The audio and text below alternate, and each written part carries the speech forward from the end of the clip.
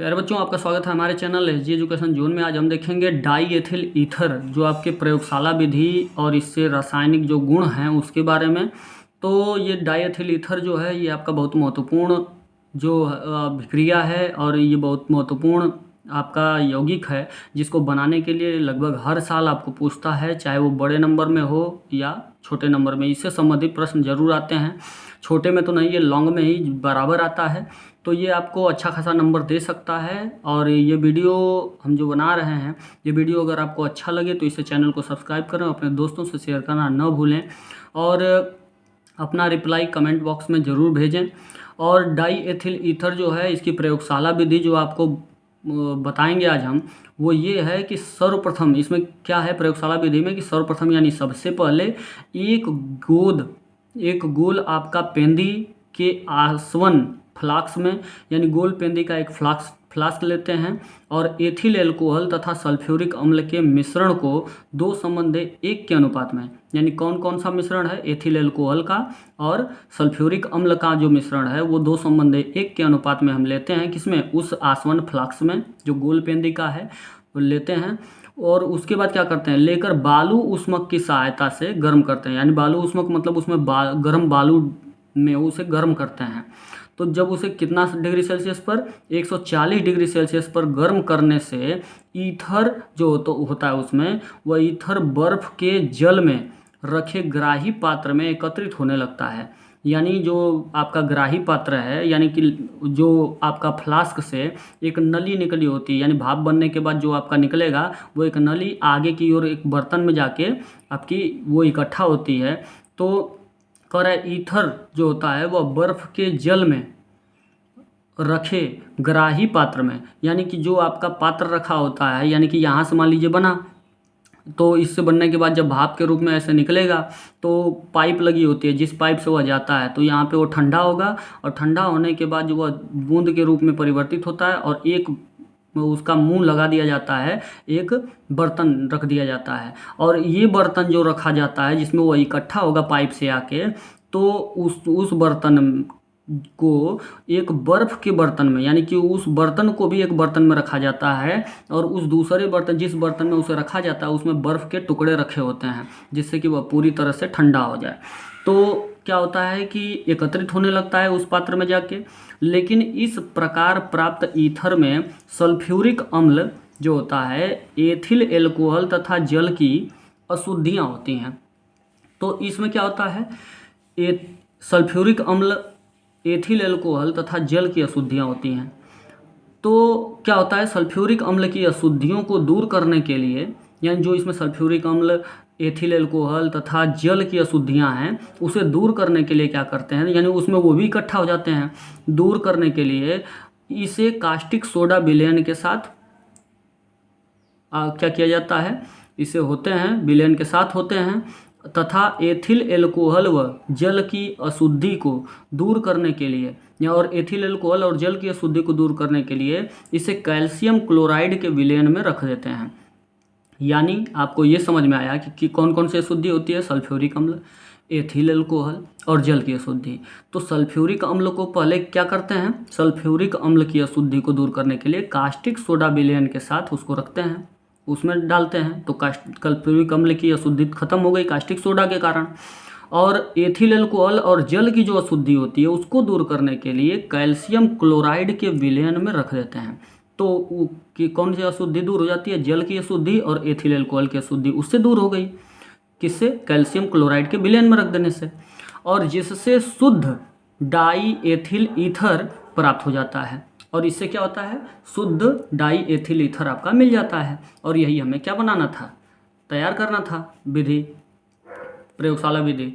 तो अब देखिए इसमें क्या होता है कि इसे कहा गया है, तो अब देखिए रिएक्शन में समझिए कि ये आपका C2H5OH है, ये क्या है, एथिल एल्कोहल, और इसको H2SO4 यानी सल्फ्यूरिक अम्ल के साथ 2:1 के अनुपात में जब इसे 100 डिग्री सेल्सियस पे गर्म करते हैं, बालू उष्मक मतलब बालू में रख के जब इसे गर्म करते हैं, तो C2H5HSO4, तो ये जो आपका C2H5HSO4 है ये बनता है। और इसके साथ साथ जल के भी अशुद्धियाँ होती हैं। तो क्या होता है कि जब इसे हम C2H5OH, जो आपका C2H5OH है, इसके साथ जब आपकी क्रिया करता है, ये जो बना हुआ उत्पाद था, इसको C2H5OH के साथ जब 140 डिग्री सेल्सियस पर इसे गर्म करते हैं तो ये क्या बना देता है, ईथर बना देता है। यानी C2H5, इधर C2H5 और इसमें ऑक्सीजन जो O है ये निकल जाएगा। तो ये देखिए O, और यहाँ पे H और ये H, दो H2 और SO4, H2SO4 यानी सल्फ्यूरिक अम्ल बनता है। तो इस तरीके से ये आपका मुख्य उत्पाद के तौर पे क्या बना, डाई एथिल ईथर बना। डाई एथिल ईथर आपका बना। तो डाई का मतलब दो, एथिल समूह जो आपका है, एल्किल समूह, दो एथ है ना, दो कार्बन का मतलब एथ हो गया, डाई एथिल, और बीच में ऑक्सीजन से जुड़ा हुआ है सिंगल बॉन्ड से, तो ईथर हो गया। तो जब एल्किल समूह ऑक्सीजन से जुड़े होते हैं सिंगल बॉन्ड से, तो ये आपका ईथर होता है। तो ये आपका डाई एथिल ईथर बना। अब है रासायनिक गुण, डाई एथिल ईथर का रासायनिक गुण। अब देखिए कि एसिटिल क्लोराइड से क्रिया, पहले रासायनिक गुण में हम क्या देखेंगे, एसिटिल क्लोराइड से जब क्रिया कराते हैं तो क्या होता है। तो देखिए निर्जल ZnCl2 या AlCl3 की उपस्थिति में डाई एथिल ईथर को, यानी देखिए इसकी उपस्थिति है निर्जल ZnCl2 और AlCl3, दोनों में से किसी के भी हो उपस्थिति में, जब डाई एथिल ईथर की अभिक्रिया एसिटिल क्लोराइड से कराते हैं तो क्या होता है कि ये आपका जो, तो इसे जब कराते हैं तो एसिटिल क्लोराइड के साथ गर्म करने पर, इसके साथ जब गर्म करते हैं तो एथिल एसीटेट बनता है। तो ये आपका क्या बना, एथिल एसीटेट है, ये आपका एथिल एसीटेट बना। अब ये आप समझ रहे होंगे कि जब एसिटिल क्लोराइड के साथ क्रिया कराते हैं, जब वो आपका डाई एथिल ईथर है, जब एसिटिल क्लोराइड के साथ क्रिया करेगा इसकी उपस्थिति में, तो क्या बनाएगा, एथिल एसीटेट बनाएगा। तो एथिल एसीटेट बनाया, और इसके बाद साथ साथ ये एथिल क्लोराइड, ये आपका, तो ये प्रथम उत्पाद क्या है आपका, मुख्य उत्पाद एथिल एसीटेट है। तो ये बनता है। आगे दूसरा रासायनिक गुण क्या है, दूसरा रासायनिक गुण ये है कि जब जल अपघटन कराते हैं, जब उसका जल अपघटन कराते हैं, यानी जब पानी में उसे घोलते हैं तो क्या होता है, यानी कि ये इससे क्रिया करता है तो क्या होता है, ये आपको समझ में आएगा कि वो ये है, अगर डाई एथिल ईथर है तो क्या क्या होगा।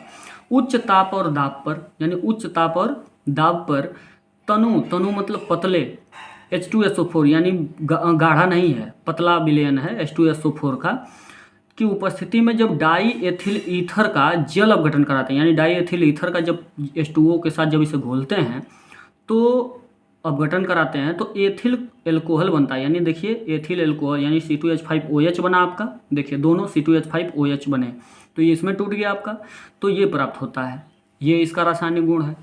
तीसरा रासायनिक गुण ये है कि अधिक, यानी दहन का मतलब जब इसे जलाते हैं, यानी ऑक्सीजन के साथ जब क्रिया कराते हैं तो ये समझा जाता है कि ये इसका दहन है। तो ऑक्सीजन के साथ क्रिया कराने का मतलब ही दहन होता है। अधिक ज्वलनशील होने के कारण, यानी ये जो डाई एथिल ईथर है अधिक ज्वलनशील होने के कारण यह शीघ्रता से जलता है, और शीघ्रता से जलता है और इसलिए वायु के साथ बिल्कुल मिश्रण बनाता है। ये आपका मिश्रण बना है, यानी कार्बन डाइऑक्साइड और H2O आप देख रहे हैं, तो कार्बन डाइऑक्साइड ये आपका बना लिया। तो इस तरीके से आप देख रहे हैं कि ये जो दहन है और जल अपघटन है और एसिटिक क्लोराइड के साथ क्रिया है, ये तीन रासायनिक गुण मुख्य रूप से हैं, और इससे भी प्रश्न बनते हैं कि इसकी क्रिया इससे कराएंगे तो क्या होता है, उसी क्रिया इससे कराएंगे तो क्या होता है।